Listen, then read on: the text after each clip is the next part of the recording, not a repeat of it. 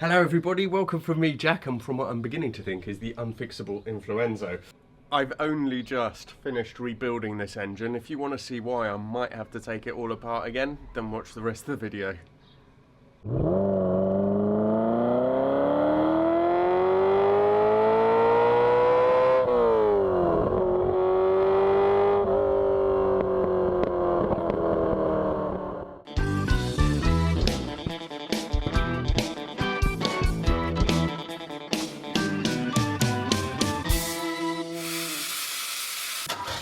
So, in the last episode I visited Ian Tyrrell, who did a bit of work setting up the carbs and got it running a lot better. However, that intermittent misfire was still there, and I don't know, it's a very strange one.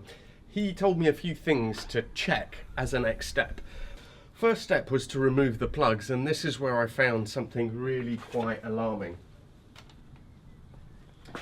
Here are the plugs laid out as they are on the engine. So these are from the front head and these are from the rear head.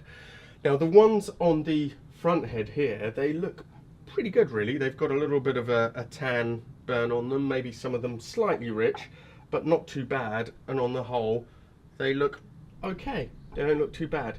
However, the ones on the rear head here, they do not look good at all. One of them is actually okay, it's just a bit sooty, but the other ones, so cylinders 4, 3 and 2, definitely have evidence of oil fouling. This isn't from fuel, this is from oil. As you can see, there's the typical sort of slightly sheeny oil deposit on there, plus they have some sort of granular deposits on them again, which is definitely a sign that they have been burning oil. This is pretty dumbfounding because it wasn't doing it before. Now oil can get into the cylinders in two main ways. Either it comes from below, so it comes up through the oil control rings, and then obviously there's the ring on top which is for compression, gets into the chamber, and that's how it gets in. Or it comes in from above, so it comes in through the valve stem seals, through the valves, and then into the chamber and burns. Now the guys who rebuilt the heads, I spoke to David today, he was super helpful. And we can't really see how it could be anything, how it could be coming from there.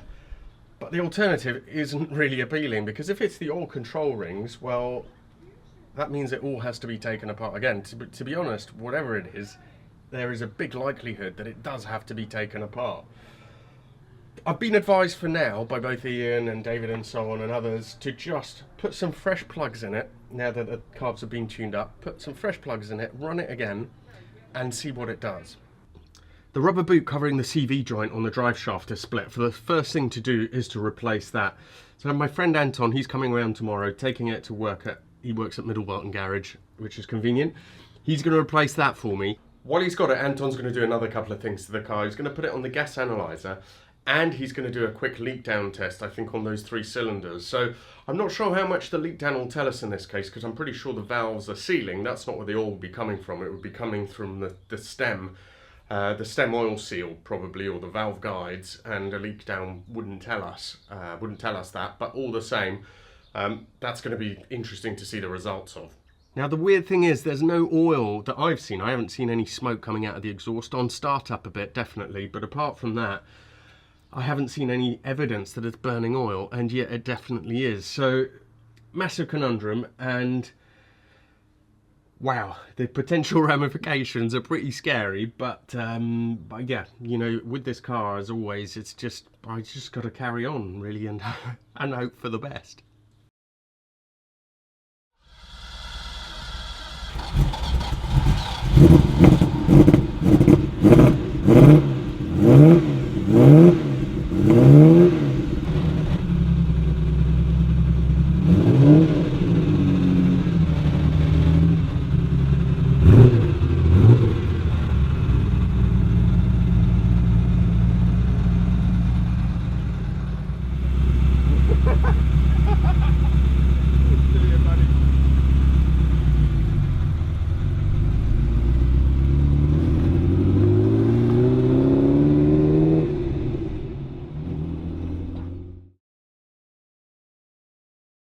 Thought Anton would turn up, so he's taken the Ferrari and then I'm going to take his car to go and pick it up.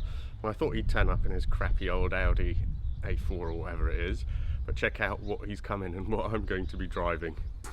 This is no normal 600, as you may have gathered.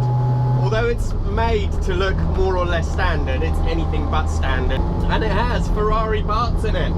So it has Dino conrods. It's lowered, it doesn't drive anything like one of these would. Well, this is a funny little beast. First gear is straight cut. As standard, I don't know how many horsepower they had, maybe 30, something like that, maybe less even. This one has close to 100. I think it's been bored out to close to a litre instead of 600. So it's a really trick little car, and it's quite interesting. It's quite hard to get used to actually, because it seems to want to oversteer, but that's probably because I'm not on the throttle and I'm not used to driving it. But the brakes are unreal. The pedal is, ooh, first gear non-synchro, I have to remember that. Anton, you didn't hear that. Yeah, it tends to stall because there's no, I don't know, well, because the flywheel is so light, I think. But it is a really fun little thing. It is just bizarre. Yeah, the brakes are rock solid. They seem to have good power. I like the firm brake pedal that you really have to press down on though. It's so different from modern cars. Anyway, he's done the shaft, so let's go over, see how the Influenzo is, drive it back, see how it drives. Anton didn't see any smoke at all either, so I don't understand what's going on. Let's see if he's done the hydrocarbons test and the leak down. Maybe see if that tells us anything at all. I'm not sure it will. The steering wheel is just massive, and so the steering's quite slow. It could do with a smaller wheel, make it feel a bit more agile, but I do love this original wheel. Wow, just look how pretty it is. Anton's changed the boots, so we're ready to go.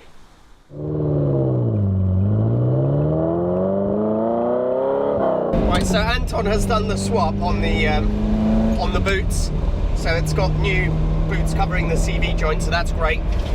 He also did an emissions test on it, or hydrocarbons, whatever you want to call it, gas analyzer. These are the results. They don't mean anything to me. He said, yeah, it means it's running a bit rich, but it's nothing, doesn't particularly tell us anything. I've got a camera now on the back of the car, and see if you can see any smoke, because I can't, certainly not under normal running, and now when I open it up,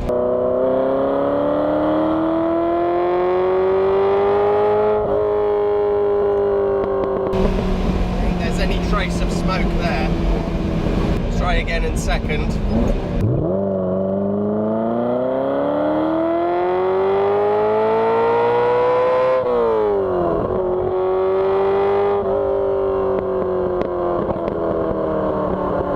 I don't know. So where are we? Okay, well, it's important not to draw any early conclusions. It's potentially, you know, a big deal, but then again, you know, I don't know what's happening yet or why it's happening, so don't draw any conclusions. If you have any suggestions, let me know, but obviously, I don't know, it'd be interesting to hear something I haven't already mentioned. I know it can come up through the control rings, but why would it be doing that now when it wasn't doing that before, because it wasn't burning oil before. You know, the heads are newly rebuilt.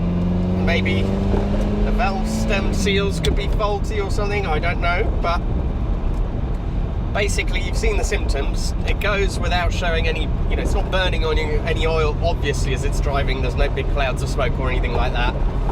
There is smoke on startup, and apart from that, you know, it runs well, but I think I'm going to keep running these plugs now, and we'll see how long they last before they gum up. I have to do a bit of miles on it, I think, before it will start missing again, but at the moment it's not misfiring or anything. So I don't know. Influenza is a mystery.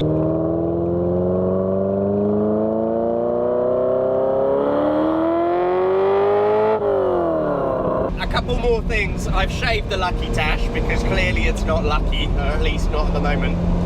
And the other thing is under load in corners, so on sharp corners, it might do it on this. It has to be a really sharp, slow corner, the engine bogs down.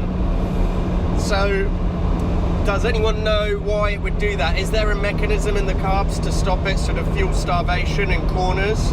I think Ian Tyrrell mentioned there's a little ball bearing somewhere in the float hole or something that's supposed to help, but I don't know anything about that. Or if you have any ideas why it could be doing that, that would be helpful to know. It has happened since the very beginning, but again, you know, it's about priorities. I'm not worried about that at the moment because I've got bigger fish to fry. I'm a bit superstitious, and I think that part of the reason why it refuses to be ever fixed is that it doesn't want to be sold. And I do really like this car anyway. Obviously I can't sell it as it is, I need to get to the bottom of it, but in any case I'm just starting to think, I don't know, you know, even if I have to go to the lengths now of retaking everything apart, I can't do it for the moment anyway. I'm not doing it in that garage, I have to find somewhere else to do that. But even if I have to do that, I don't know, this car has just sort of clawed its way into my heart just by being an obstinate mule. So I think I've got to keep it unless I'm absolutely forced to sell it for some reason at some point in the future, but certainly not anytime soon. Ultimately, if it carries on doing this at some point, I'm going to have to get at least one of the heads off again and see if I can see anything there, and then yeah, if necessary, I guess it'll be a full rebuild to you know, to have a look at those oil control rings. The main rings for compression, they're working just fine because it's just not, you know, the compression is great. So if there is a problem, it's with the oil control rings, but it's all very odd, very unusual. Thank you so much. See you for the next one. Please do subscribe to my Instagram if you want to contact me, and please do subscribe to the channel and do watch some of the other videos as well. I love doing the Influenzo stuff, but it's good to get views on the other stuff too. Thank you and see you soon.